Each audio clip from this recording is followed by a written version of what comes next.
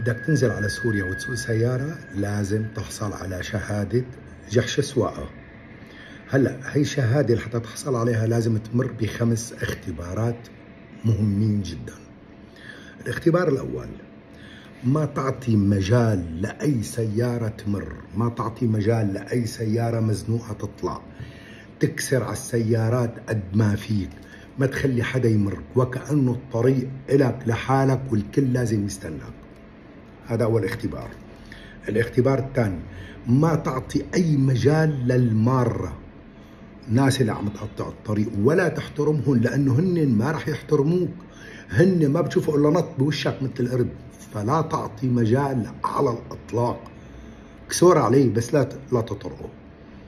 الشغلة الثالثة، لا تحترم أي إشارة مرور، لأنه أنت إذا احترمت إشارة مرور اللي وراك رح يسبوك ورح يعتبروك حمار، ليش واقف على الإشارة؟ فلا تحترم، خلاص أخي، حمراء خضراء ما في إشارة خليك ماشي، خاطرك مع السلامة.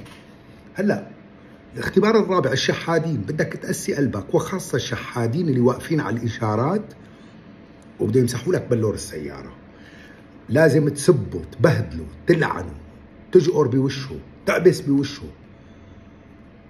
لأنه هدول ما بتخلص منه، وخاصة عند إشارة سوق الحمدية. آخر اختبار يلي هو بدك تتعلم تصف رتل ثالث، مو تاني، يعني ما لقيت قرنة صف رتل ثالث، ولا تسأل، احمل حالك وانزل اقضي شغلك وارجع لو عطلت السير.